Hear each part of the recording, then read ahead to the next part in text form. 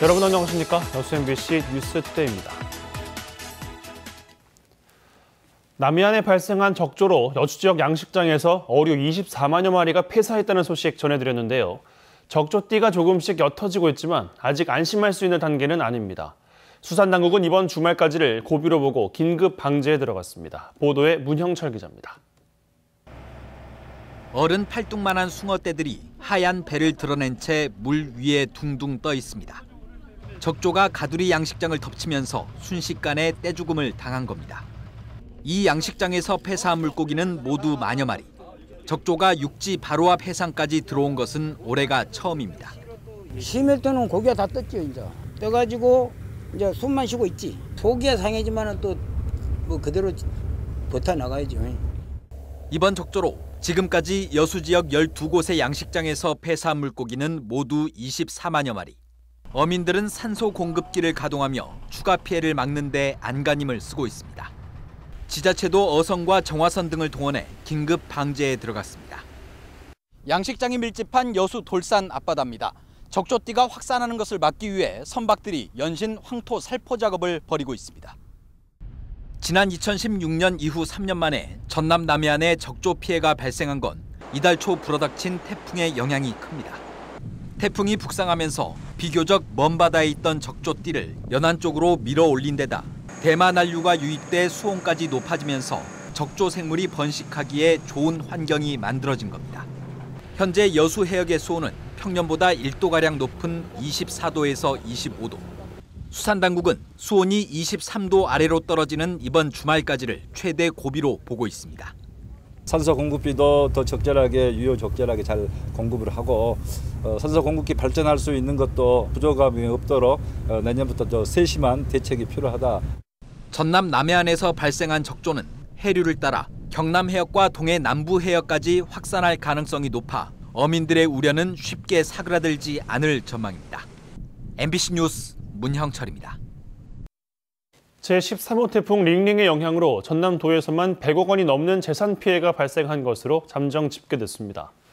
전남도는 지난 6일부터 이틀간 한반도를 강타한 태풍 링링의 영향으로 도내 19개 시군 지역에서 공공시설 파손 173개소, 주택 침수와 파손 58동 등 과수 피해 1,220여 헥타르 등 모두 101억 원의 재산 피해가 발생했다고 밝혔습니다. 시군별 피해 규모는 신안이 47억 1,300만 원, 진도 19억 9,300만 원 등 주로 서부권에 집중됐으며 여수가 1억 원, 고흥 6,600만 원 등으로 조사됐습니다. 전남도는 피해 농어가의 신속한 수익 보전을 위해 재해보험 손해평가사 조사를 마무리하는 등 보상 절차에 속도를 내고 있습니다. 돼지열병에 대한 도내 농민들의 불안감이 커지고 있습니다. 이동 통제와 방역 강화 등 선제적인 대비가 이루어지고 있지만 돼지고기 가격 상승 등 부정적인 여파도 감지되고 있습니다. 김종수 기자가 보도합니다. 북적여야 할 가축시장이 텅텅 비었습니다. 경기도 파주에서 시작된 돼지열병으로 정부의 일시 이동 중지 명령이 내려졌기 때문입니다. 현재 전남 도내에서 사육되고 있는 돼지는 110여만 마리. 이 가운데 순천을 포함한 전남 동부 지역에서도 전체 사육두수의 10%를 차지하고 있습니다. 지역 축산 차량과 종사자들은 질병 확산을 막기 위해 거점 소독을 벌이는 등 바빠졌습니다. 시에 유입되는 축산 차량에 대해서는 철저하게 소독을 하고 축산 돼지 농가에 방문할 수 있도록 그런 조치들을 신속하게 하고 있고요. 외부에서 들어온 차량이라든지 사활한 물품에 대해서 철저하게 방역이 이루어질 수 있도록 도 경계 지역을 중심으로 이동 통제 초소 6곳을 가동하는 등 선제적인 방역 태세도 구축하고 있습니다. 하지만 경기 북부 지역에서 연이어 돼지 열병 확진 판정이 나오면서 농민들 역시 긴장의 끈을 놓지 않고 있습니다. 정부 지침에 맞춰 양돈 농가로 잔반 반입이 금지되고 있는데도 돼지 열병이 발생하는 등 뚜렷한 감염 경로가 확인되지 않았기 때문입니다. 현재로선 철저한 자가 소독과 이동 자제 외에 뾰족한 수가 없는 것이 농민들의 불안감을 더욱 키우고 있습니다. 저희 농장 위주로만 다닐 수 있는 그런 출하나 그 사료차를 이렇게 직접 저희들이 계약을 해가지고 우리 농장에만 들어올 수 있게끔 그렇게 계약을 해서 관리를 하고 있죠. 뚜렷한 치료제가 없으니까 이제 좀 많이 걱정이 되고 있습니다. 이동 통제와 도축 감소에 따른 돼지고기 가격 변화도 심상치 않습니다. 추석 전과 비교해 도매 가격이 30% 넘게 치솟고 있습니다. 아직까지 안정적인 물량 공급이 이루어지고 있지만 사태가 장기화할 경우 양돈농가 피해는 물론 밥상 물가도 요동칠 걸로 예상됩니다. 중도민들이 지금 사재기 하는 영향 때문에 아마 가격이 지금 30% 이상 폭등한 걸로 알고 있습니다. 하지만 저희 순천광역축협에서는 안정적으로 물량을 확보해서 우리 소비자들이 구매하신 데 있어서는 가격적으로 큰 영향이 없도록 할 것이고요. 그동안 구제역 등 가축 전염병에 맞서 청정 지역을 유지해왔던 전라남도. 잠복기를 감안할 때 이번 주가 돼지열병 확산 추세를 가늠할 분수령이 될 걸로 예상돼 도내 곳곳의 대비태세가 얼마나 효율적으로 이루어질지가 열병 확산을 막는 중요 관건이 될 전망입니다. MBC 뉴스 김용수입니다. 직업계 고등학교 학생들의 취업을 지원하는 2019 전남 직업교육 취업 박람회가 어제부터 오늘까지 순천만 생태문화교육원에서 열립니다. 전남도 교육청 주관으로 열리는 이번 박람회에서는 진로상담관과 직업교육 홍보관 등이 운영돼 학생들과 학부모들에게 다양한 직업 체험 기회를 제공하게 됩니다. 교육청은 박람회 기간 전문가 초청 모의 면접과 면접 특강 등도 함께 진행할 예정이며 이번 박람회를 통해 특성화고 학생들에게는 안정적인 취업 역량을 길러주고 중학생들에게는 고졸 취업에 대한 인식 개선으로 진로 선택에 도움을 줄 것으로 기대했습니다. 네, 순천의 한 고등학교 운동부에서 불거진 회비 유용과 보조금 과다 수령 의혹 보도해드렸는데요. 그간 해당 운동부를 둘러싼 문제들이 드러나면서 파장이 커지고 있습니다. 저희 MBC는 선수들을 상대로 한 상습적인 폭언과 폭행이 최근까지 이어졌다는 제보도 받았습니다. 조희원 기자가 취재했습니다. 복숭아뼈 주변에 검붉은 멍이 들었습니다. 순천 모 고등학교 소프트볼 팀이었던 졸업생이 지난 2017년 감독에게 폭행을 당한 뒤 찍은 사진입니다. 배트로 정강이를 맞았는데 상태가 심각해 결국 병원에서 피를 뽑아야 했습니다. 일상이 실수하면 맞고 실수하면은 체벌받고 다 그런 거여가지고 많이 맞아서 이거를 다 말씀드릴 수가 없어요.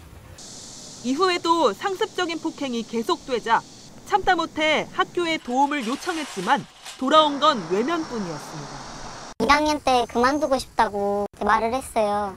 제가 이렇게 맞고도 있고 운동이 이제 싫다고 그랬는데 담임 선생님은 이거는 내 상관할 바가 아니라 네 감독한테 가서 말해라. 또 일렀다고. 맨날 그렇게 어린 생각 가지고 운동하냐고 그러면서 많이 혼났죠. 폭력을 일삼던 감독 A씨는 아무런 처벌도 받지 않은 채 오히려 기간제 체육교사로 채용됐습니다. 재학생들은 기간제 교사가 된 A씨가 최근 회비 횡령 의혹을 받는 전남도 실업팀 코치 B씨와 함께 술을 마시고 훈련에 들어와 폭언을 하는 일도 잦았다고 말합니다. 그냥 갑자기 화를 내는 일도 많았고 이게 그러니까 술 먹고 들어오는 게 굉장히 많았어요. 일주일에 3번꼴로? 2-3번꼴? 두 분이서 이렇게 자주 다니셨어요. 파장이 확산되면서 일부 학생들을 상대로 부적절한 신체 접촉을 했다는 의혹도 불거지고 있습니다. 가르쳐준다고 포즈를 취하는데 그게 자기가 이렇게 좀 감당하기 힘들 정도의 또 겁이 나고 막 이렇게 앞지르고 고함 지르는 그런 모습을 자주 봤기 때문에 해당 학교 소프트볼 팀 학생 9명은 감독 A씨와 코치 B씨를 최근 경찰에 신고했습니다. 경찰은 폭언과 폭행 의혹에 대한 조사에 착수했고 회비와 보조금 횡령 의혹으로 수사를 확대해 나갈 계획입니다. MBC 뉴스 조희원입니다. 섬진강 두꺼비 서식지를 보호하기 위한 도로 표지판이 설치됐습니다. 광양만 녹색연합은 두꺼비 로드킬이 자주 발생하는 1km 구간에 감속을 안내하는 표지판 8개를 설치했습니다.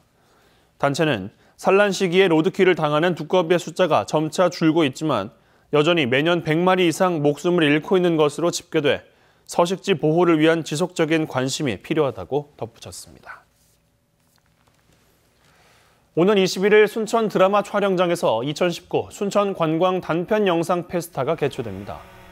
순천시는 2019 순천 관광 단편 영상 공모전 시상식과 연계해 단편 영상 페스타를 열고 드라마 촬영장을 배경으로 복고 의상 체험과 추억의 연극 공연, 드라마 OST 공연, 전시 등의 행사를 마련합니다. 순천 드라마 촬영장은 70년대 달동네를 배경으로 시간 여행을 할 수 있도록 조성돼 이색적인 관광 명소로 부상하고 있습니다.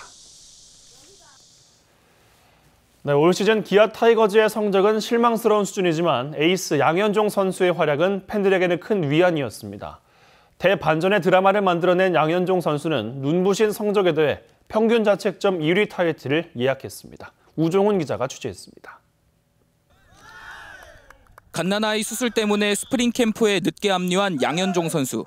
시즌 개막에 앞서 공개적으로 밝힌 목표는 단 한 가지였습니다. 승은 운이 따라하겠지만 가장 중요한 거는 제가 얼마만큼 관리를 잘해서 한 시즌을 좀 많은 이닝을 던지는 거에 좀 중점을 두고 있기 때문에. 하지만 몸을 너무 늦게 만들었던 걸까? 초반엔 지독하게 안 풀렸습니다. 4월까지 등판한 6경기에서 무승 5패, 평균 자책점은 8점대로 올라갔습니다. 에이스의 부진 속에 기아 타이거즈는 사령탑 경질이라는 아픔을 겪어야 했습니다. 감사하기도 하고 좀 죄송하다는 말을 전없습니다. 시즌 초반 흔들렸지만 에이스는 역시 에이스였습니다. 5월부터 등판한 23경기에서 무려 16승. 이 기간 자책점은 1.17에 불과했습니다. 전 구단을 상대로 승리를 챙겼고 저한 투수 최초로 5년 연속 180이닝 이상을 던졌습니다.